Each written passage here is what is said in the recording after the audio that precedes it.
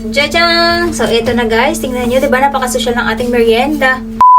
So, dito sa ating planggana, mag-a-add ng ating whipped cream. And then, sa mga magtatanong kung ano yung ginagamit kong whipped cream, guys, ito yung brand na yun. Alam nyo kung bakit? Napakamura lang na ito. 700 yen lang siya sa may Gyomu or international store yun dito sa Japan. Tapos, litro lang pala to. Iba pala yung sinasabi ko. Condensed milk pala yun. Ganyan lang kadami yung gawin nyo. Napakadami ng kalalabasan. Tagal-tagal nyo na siyang magagamit. Pwede nyo rin siyang damihan, tapos i-freezer nyo, pwede din naman. Alam, mas maganda yung every time gumagawa kayo fresh. Maganda ito kasi kapag gumagawa ka ng mga tinapay, guys. Tapos cream, may mga palaman na cream. Ito yung magandang panlagay. Mix lang natin siya. Magtataka kayo, hindi mo tayo maglalagay ng asukal kasi ang ilalagay natin dito ay condensed milk. Pero bago natin ilagay ang ating condensed milk, make it sure ay na patigas na natin siya. Tapos ayan guys, nakita yan, tumitigas na. Diyan pa lang tayo maglalagay ng ating condensed milk. Ayan. So, syempre tansyahin lang natin yung tamis na bet natin. Pero kaya kung masyadong tamis.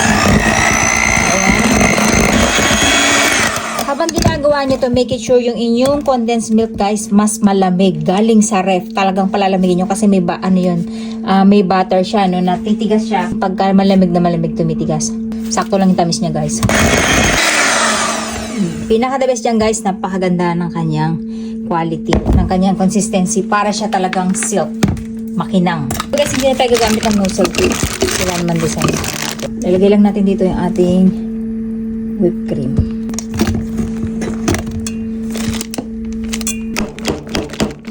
Okay. Tapos, ilalagay muna natin to sa ref. Tapos guys, hiwa-hiwain lang natin tong ating strawberry. Gagawin natin guys, slice natin siya sa 4. Okay. Tapos lagyan natin dito sa ating tasa. Di-deep fry tayo ng ating shockpan or ng ating loaf bread. Ito na guys yung ating strawberry. Gagamitin lang natin guys ay itong ating bread na binili na natin na instant. At ang pipiliin nyo lang ay yung number 5. Ang ibig sabihin yan, 5 slice lang. Mas matataba siya. Pag pinili nyo yung 6, mas maninipis yung slice niya. Bakit mas makakapal yung slice na pinili natin guys? Kasi hihiwain natin siya mamaya sa gitna. Ayan, ganyan siya. Ayan. Baliktad din nyo lang. Ayan, ganyan. So, ayan. Ito yung right color guys. Taktak lang natin. Lagay natin dito. Ayan. So, dapat nakatayo siya para if ever na may excess oil siya, natataktak pa niya dito. Okay.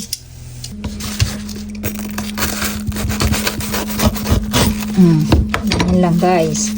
Para sumingaw. So, ganyan siya guys. Nakita nyo, yung labas lang ang naprito, hindi gitna.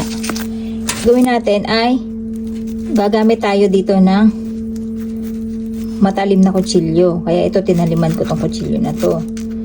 Ayan. So, maglalagay tayo ng packet ngayon. Hanggang ilalim dapat ay mabuksan nyo yung sa may pinaka-kwadrado nito. Hindi pa natin siya pwedeng lagyan ng cream kasi malulusaw yung cream natin at hindi siya masarap. Kaya kailangan ay mapasingaw natin to, yung mainit na yan. Ayan. Papasingawin lang natin siya. Ayan guys, pinalalagyan natin yung ating strawberry tsaka yung ating cream. Tapos dito guys, nagpe-prepare na rin ako ng powdered sugar natin para mamaya pantapis natin sa ating tinapay. Gagawin natin guys ay ipapakailalim muna natin tong cream natin. Ayan. Okay. So, makita nyo to. Isisiksik lang natin sa pinaka ilalim. Ayan. Okay. Para kumatas yung strawberry mismo dun sa pinaka cream natin. Okay. So, maglalagay lang tayo dito. Dito sa bungad natin. Ayan. Natin tatakpan ng cream ulit. Dapat ay mapakabukaka natin to. Ayan. Saka natin guys gagamitan itong ating ayan. Para sure na lahat ay mako-over. Dapat bukan-buka. Ayan. Lagyan natin ng strawberry dito sa ibabaw. Ayan. So ito guys, pwede nyo na itong ibenta ng, kung kayo ay hindi gahaman, pwede nyo siyang ibenta ng 20 5 pesos. Pag gahaman kayo, pwede nyo siya ibenta ng 50 pesos. Syempre, gagandahan nyo rin dapat yung inyong lalagyan. So, ayan guys. Nakaganda guys, di ba? Tingnan, oh. And then, ang gagawin lang natin dyan ay tatap lang natin ng asukal. Ayan. Ng powdered sugar. Yun yung para hindi nyo nahawakan ng direct yung mantika. Okay. So, yung kabila.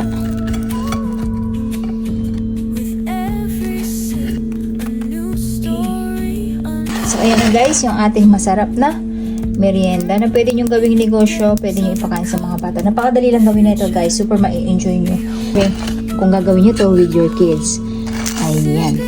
Diba? Siyempre, taste test din natin siya. Tcha-chan! So, ito na guys. Tingnan nyo, diba? Napakasosyal ng ating merienda. Madaling hawakan. Diba? Ang sosyal. Gaganyan nyo lang. Nakamas guys. Umayo. Grabe. Shit. Tambenta. Masarap. Uriro. Mayroon ko yan. Pwede nyo talaga siyang pambenta guys. Ang sarap, sobra. Moji. Gusto dyan na. Pari-pari mo yun yan. Ma. Ay, pan deしょこれ. Naging social yung lasa niya, promise guys. Simpleng tinapay lang siya, pero social yung lasa. Umma. Grabe, ang sarap. とりとした.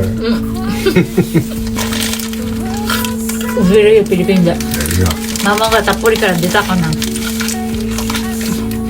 Ang sarap. これはうまい. Promise guys, takpas pa sa dem. Hubate.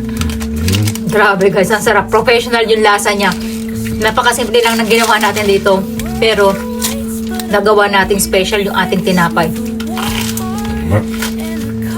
Ako yung tami dyan. Yes guys. Sarap. Ulitin ko to, promise. Ibang prutas naman itatry natin.